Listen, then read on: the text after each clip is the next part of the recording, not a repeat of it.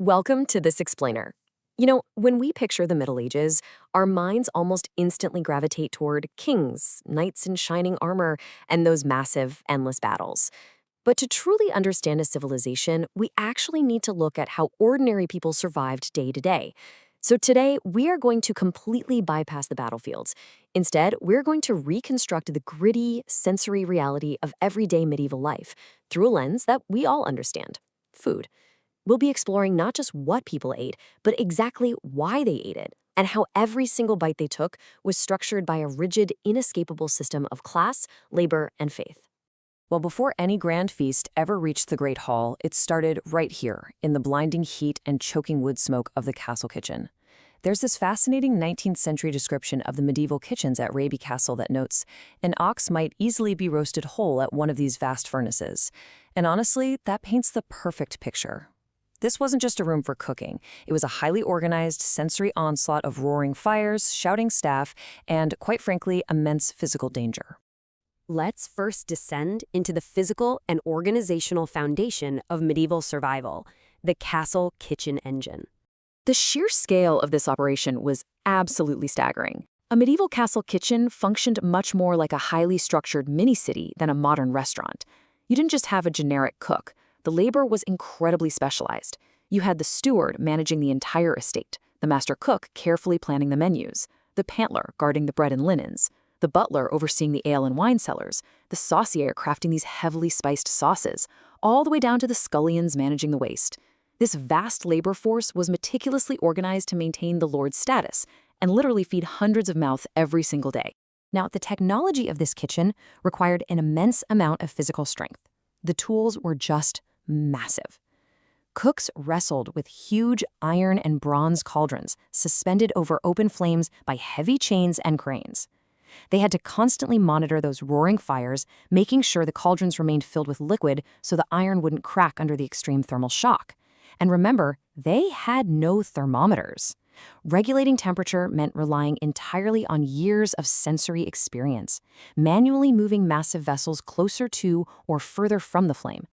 We also really have to imagine the grueling reality for the lowest servants in this hierarchy.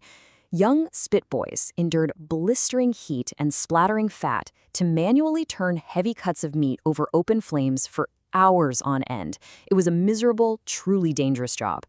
Meanwhile, down on the floor, scullions were scrubbing those massive iron cauldrons, not with modern soap, but with scalding water, abrasive sand, vinegar, and ash. It was a life defined by relentless, exhausting manual labor. Moving upward from the heat of that kitchen, we enter the Great Hall, which brings us to the architecture of the feast. Status in the Middle Ages was heavily materialized right there on the dining table, and absolutely nothing achieved this quite like salt. Because salt was such a labor-intensive and expensive commodity to produce, its placement acted as the ultimate symbol of wealth and social geography. The Lord's table featured a massive, ornate silver salt cellar, very often shaped like a ship and called a nef. It was placed proudly and directly in front of the Lord's seat on the raised dais. This single, literal object created a profound social boundary.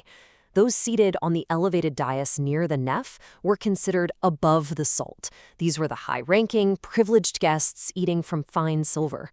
On the flip side, those seated at the long, plain trestle tables running down the rest of the hall were below the salt. Your physical proximity to the Lord and that salt cellar dictated not just your social worth, but the actual quality, variety, and quantity of the food you were about to receive. Medieval dining also operated on what was called a shared mess system, meaning food was placed in communal bowls for groups to share. At the high table, elite guests dined two to a mess, sharing the finest delicacies like spiced game or whole roasted poultry between just the two of them. But as you moved further down the hall, lower-ranking diners had to share much simpler, usually boiled foods among groups of 3, 4, or even 6 people. And here is a detail I find absolutely fascinating. Before the widespread use of individual plates or forks, diners used what were called trenchers. A trencher was essentially a thick slice of dense, stale bread that served as an edible plate. It absorbed all the rich fats and heavy gravies of the roasted meat served upon it. But here's the catch. The wealthy guests didn't usually eat this grease-soaked bread. As we'll see in a moment, it served a much larger socioeconomic purpose after the meal concluded. To really understand that purpose, we have to examine bread. and the class divide baked into every loaf. At the very base of the medieval dietary system lay a Latin concept called companiagium, which translates literally to that which accompanies bread. Think about that for a second.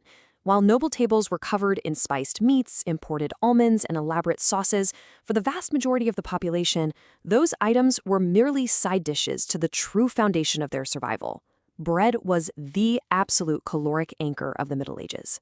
But, of course, grain was deeply tied to hierarchy. Wheat was a demanding cash crop, so fine, white wheaten bread with the bran meticulously sifted out, known as panis dominicus, was reserved strictly for the lords and the elites. Peasants and laborers, on the other hand, survived on heavy, dark loaves made of rye, barley, oats, or even ground peas. Basically, the darker the loaf, the lower your status. This wasn't just some culinary preference, it was a direct reflection of their harsh ecological realities and very limited market access.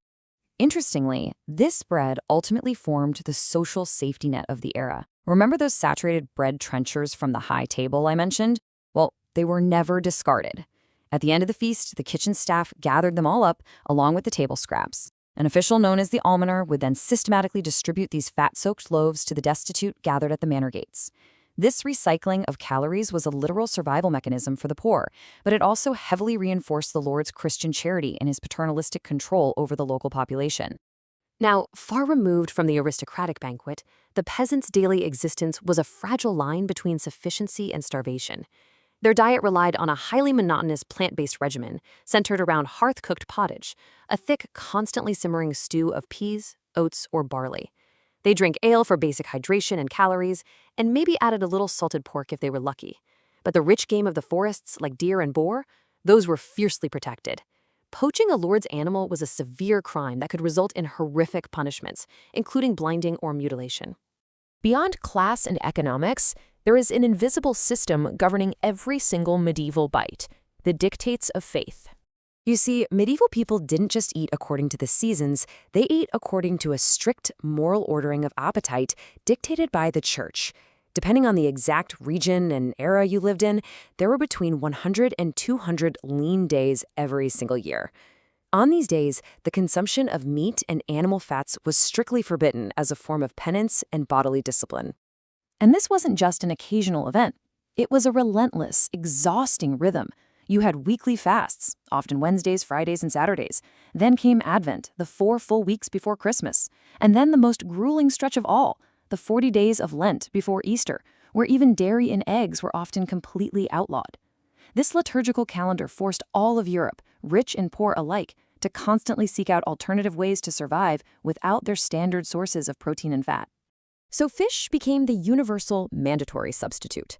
According to medieval medical and theological understanding, fish were considered cold creatures, which made them the exact opposite of the hot carnal lust that was associated with red meat. This shared religious requirement actually drove massive, continent-spanning industries in fish farming, salting, smoking, and drying. Coastal towns absolutely thrived on the herring trade, packing heavily salted fish into barrels to ship across landlocked Europe just to meet the demanding requirements of the church calendar. But, as you might guess, there is a stark social reality hidden right behind these religious rules. While the fasting laws applied to absolutely everyone, the material experience of them was deeply unequal. A wealthy lord might abstain from meat by enjoying highly expensive imported fresh fish, almond milk, and sweetened spices. A poor peasant, well, they simply made their already humble oat pottage even plainer. They all shared the rule, but they absolutely did not share the experience. As we conclude this explainer, we are left to reflect on how profoundly our ancestors' lives were shaped by these rigid, interconnected systems. Food back then was never just food. It was law, it was status, it was faith, and above all, it was survival. It really makes you wonder, if you were transported back into this fragile, fascinating hierarchy, where would you have fit in? Would your daily survival depend on the spiced meat of the high board or the grease-soaked bread of the alms basket at the gate? Thank you so much for joining me, and keep questioning the history of the world around you.